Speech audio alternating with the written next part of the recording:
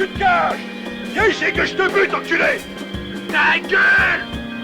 Viens ici, sale enculé! Salaud! Salaud! Salaud! Salaud! Salaud! Ta gueule! Ta gueule! Viens ici, sale enculé! Vas-y!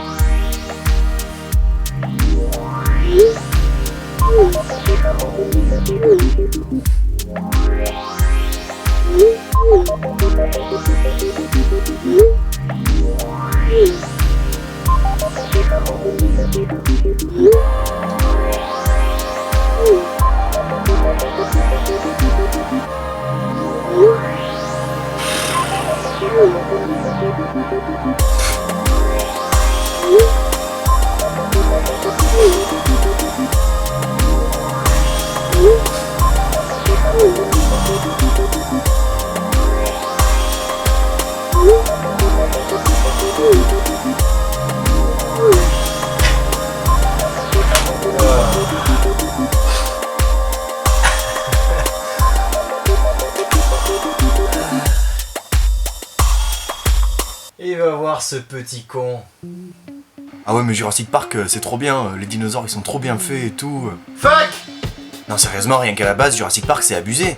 C'est un type un jour il se dit je vais faire des dinosaures et tous ses potes sont chauds. Eh qui est chaud pour faire un T-Rex? Allez! Et puis même je sais pas, non seulement c'est une idée débile mais en plus c'est pas le genre de truc qui s'improvise de faire des dinosaures. Genre le type il a dû y penser il y a longtemps déjà, quand il était jeune. Parce qu'il est vieux. Oh mais John, tu vas en faire quoi de ton ADN de dinosaure? On pourrait mélanger l'ADN de grenouille. Ah, franchement John t'es trop stone. C'est ton pétard il te fait dire n'importe quoi. À mon avis tu t'es pas trompé sur la marchandise. J'ai dépensé sans compter. Bon Damien, c'est bien beau de vouloir faire comme tout le monde, mais ton idée débile, tu peux te la mettre dans le cul.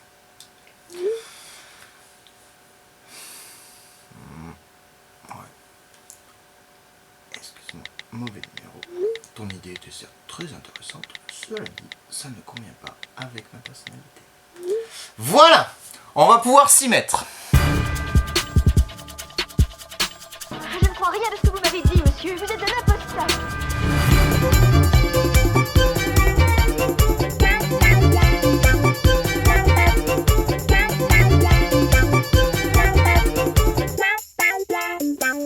Bon, on s'en était arrêté où? Ah oui, un requin entre dans un bar.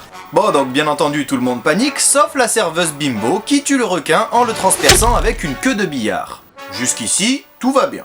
Et Finn, le kéké surfeur, qui est également le gérant du bar, décide à la vue de ce requin d'aller chercher des armes. Ouais, c'est pas le genre de mec à emmener au parc aquatique.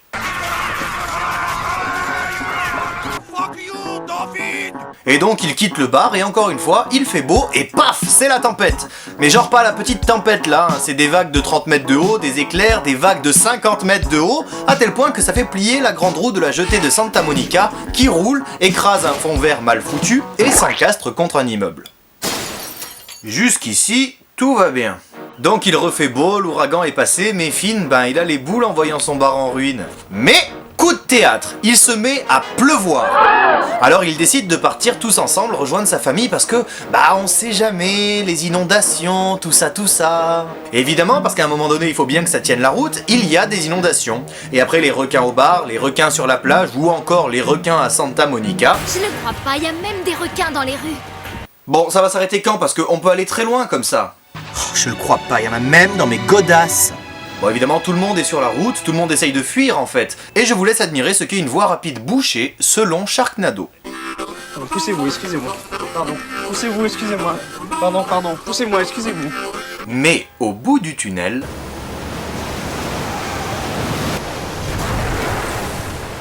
On dirait un geyser. On dirait le Old Faithful. Ceci est une vidéo récupérée sur internet du geyser le All Faithful. Je vous laisse maintenant seul juge de cette réplique. On dirait un geyser. Bon, donc l'eau se met à monter dans le tunnel avec une bonne centaine de requins à l'intérieur et Finn le kéké ne peut se résoudre à laisser tous ces gens mourir sans rien faire. C'est exactement le même schéma de merde que dans Titanic 2, c'est-à-dire qu'on vous laisse comme ça une petite annexe qui a rien à voir avec l'histoire du film, qui la sert en rien, tout ça pour en faire le corps du film, un peu comme si dans un jeu vidéo vous pouviez jouer qu'aux quêtes annexes. Ce serait de la merde. Et si ce n'était pas suffisant, pourquoi ne pas intégrer une autre intrigue secondaire encore plus chiante que la première? Poppy, je vous en prie. Aidez-moi à sortir mon chien de là. Bon, je vous le dis, on va faire l'impasse sur le niveau de l'eau où d'un coup il y a 1 mètre de flotte et des requins et le coup d'après il y a juste 2-3 flaques causées par la pluie. Je veux dire, s'il n'y a plus d'eau, il n'y a plus de requins.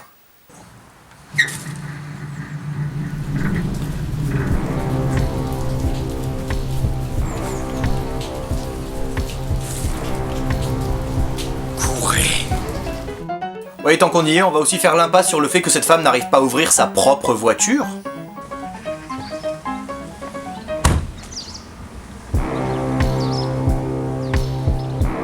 Et on va aussi faire l'impasse sur le fait que le vieux papy vienne casser la vitre de la voiture avec le tabouret du bar pour libérer le chien. En fait, on va faire l'impasse sur le film en entier si ça vous dérange pas. Oh ta gueule, on sait tous que tu vas continuer, passe à la suite. Bon, donc il fuit le tunnel soi-disant inondé et là, c'est le drame.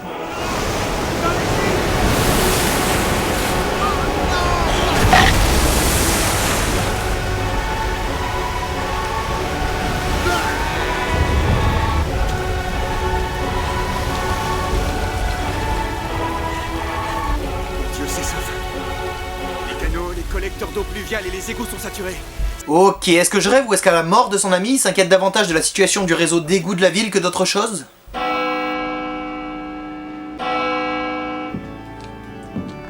Toutes mes condoléances pour Dorothée, oui. C'était une sacrée bonne femme. Merci d'être venu, Alain. Oh là là, Will, je suis désolé pour ta femme, si tu savais. On sait pas trop quoi dire dans ces cas-là, alors on vient et puis on sait pas trop quoi dire, quoi. Et puis on est tous là et on sait pas trop quoi dire. Je t'en prie, je comprends. Allez. Courage, Will. T'as fait la vidange de la Punto? Que va? Bref, ils rejoignent donc la fameuse famille située à 30 bornes des côtes et l'ex-femme de Finn le kéké refuse de les laisser entrer. Donc, boule! Et elle décide de les laisser entrer. On découvre alors la fille de Finn qui doit avoir environ 10 ans de moins que lui, mais aussi le nouveau petit ami de l'ex-femme de Finn le kéké. Parce qu'en gros c'est simple, un jour Finn le kéké a eu une relation... Mais c'est bon, t'inquiète, on a compris, hein. Ah bon? Oh, ah bah tant mieux. Donc le nouveau petit ami de l'ex-femme de Finn, c'est le gros cliché. Le petit prétentieusement arrogant qui pète plus haut que son cul, qui se la raconte, qui se croit meilleur que les autres. Est-ce que j'ai été clair? Et un tel cliché ne peut être détruit que par un autre cliché. Les requins sont partout, ils ont envahi les rues de la ville. Et d'ailleurs, il y en a qui se baignent dans votre piscine. Non mais vous plaisantez. Vous le voyez venir? Un requin Ah. dans ma piscine. Ah. C'est impossible. Oh, le coup de théâtre! Et d'un claquement de doigts, la maison est inondée. On encule donc les lois de la physique et on dit au revoir le cliché. Mais quand je vous dis on encule les lois de la physique, c'est-à-dire qu'on prend Albert Einstein et Stephen Hawking, on les met sur une table et on les viole dans une ode au cinéma de série B. Oui. Bref, après avoir essayé de se débarrasser du requin avec une armoire, ils ont finalement compris qu'un fusil à pompe était bien plus efficace dans ces circonstances et décident d'aller sauver leur fils. Parce que oui, il a également un fils, on vient juste de l'apprendre. Même qu'il apprend à piloter des avions, des hélicoptères, je sais pas quoi. Et même que ça surprend vachement la bimbo. Depuis quand il est là-bas? Je viens juste de l'avoir au téléphone. Comment ça se fait que tu me dis rien? Je suis son père, je suis censé donner mon accord. Il voulait t'en parler, mais... Colin lui a dit que c'était plus tes affaires. Qui est Matt? Matt, c'est mon frère. T'as aussi un fils?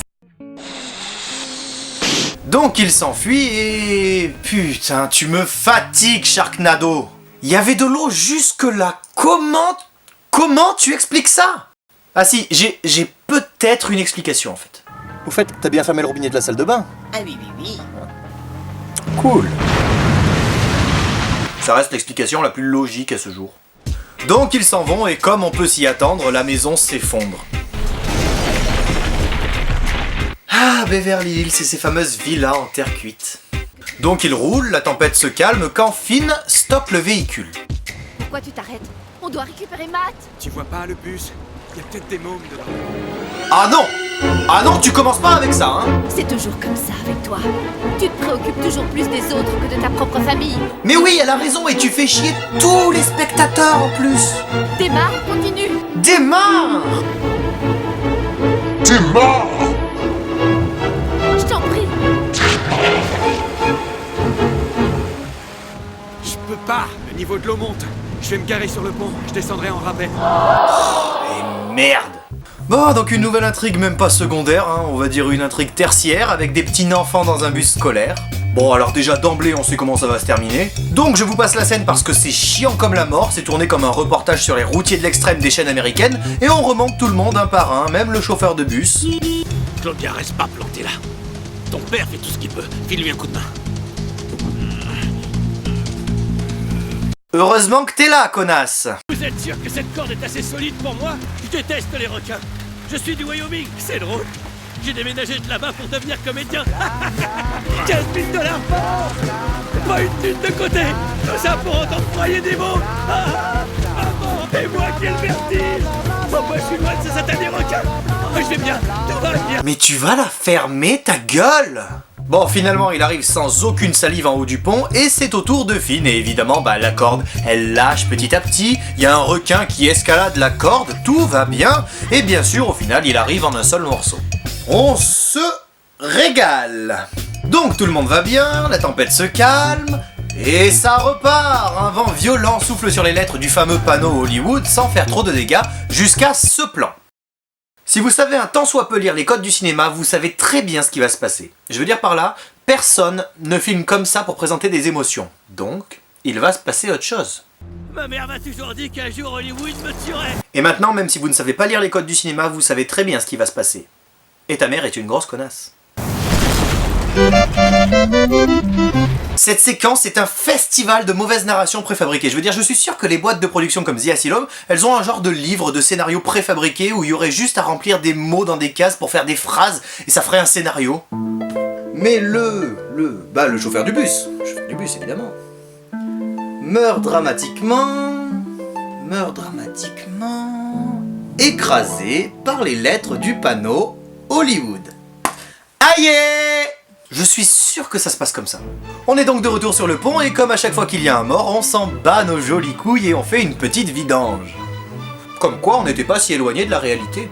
Et apparaissent alors entre les gratte-ciel de Los Angeles non pas une, pas deux, mais bien 3 tornades. Et pour une fois, ils sont assez logiques et décident de s'éloigner de la tornade parce que non, ils ne sont pas cons à ce point. Et alors que tout est calme, roulant tranquillement dans une petite zone résidentielle,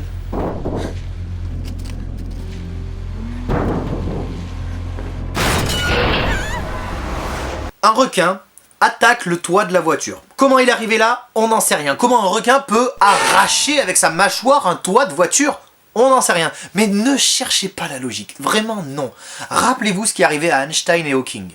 Au final, comme d'hab, le meilleur moyen de se débarrasser d'un requin, c'est le fusil à pompe.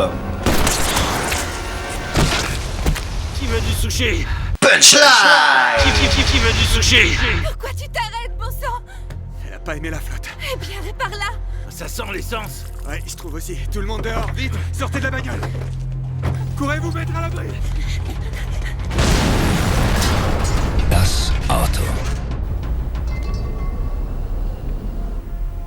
Quoi? Comment une morsure de requin au niveau du toit de la voiture peut causer une fuite au niveau du réservoir? Et comment une fuite d'essence peut à elle seule provoquer une explosion? Toute sa vie, il se posa cette question et mourut d'une rupture d'anévrisme. Ils se rendent alors dans une épicerie tenue par un gros casse-couille. Avec les banques et les gros actionnaires, c'est eux qui tiennent tout. Ils savent ce qu'on achète, ce qu'on bouffe, quand on baise et ce qu'on chie. Grouillez-vous! Ils connaissent même le goût de mon fromage. Poivre et ail. Ils contrôlent tout, y compris la météo. Y compris la météo. Et il se trouve finalement une nouvelle voiture chez un genre de concessionnaire, vendeur d'occasion, ou peut-être même qu'il la vole, en fait on n'en sait rien. Donc big gros Hummer de BG présenté comme dans un clip de rap du début des années 2000. Un Hummer qui a tout de même le pouvoir de rendre le pote de Finn le kéké complètement psychopathe. Et il se retrouve finalement bloqué par un barrage de la police causé par un accident de la circulation. Ok, alors soyons sérieux 2 minutes. Il y a eu un raz-de-marée, la côte californienne ravagée, des requins dans la ville qui dévorent à peu près tout ce qui est constitué de matière. Il y a 3 tornades dans le centre-ville et les flics s'occuperaient d'un accident de la circulation. Non mais ils ont qu'à aussi les poursuivre pour leur foutre un PV tant qu'on y est. La police nous prend en chasse. Et ben voilà, on y est, petite course-poursuite. Tu la sens cette sensation de vitesse? Que d'adrénaline! Je suis sûr qu'il suffit de changer la bande-son pour faire croire qu'on roule à 40 km/h. Belle, spacieuse, robuste. La nouvelle Fiat Punto n'a pas fini de vous étonner. Donc, après avoir roulé à plus de 55 km/h en ville au rythme des sourires forcés du psychopathe, on arrive finalement à l'aéroport où est le fameux fils de Finn. T'as aussi un fils? Et nos personnages sont médusés à la vue de cette tornade qui frappe Los Angeles. Ah non, soyons sérieux 2 minutes, ça, c'est pas une tornade. Ça, c'est le souffle de Satan.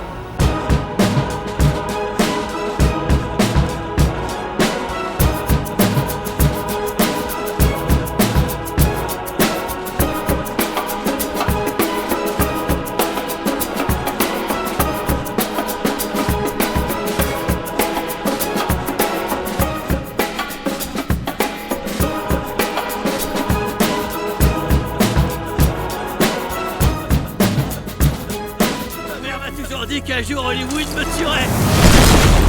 Qui veut du sushi?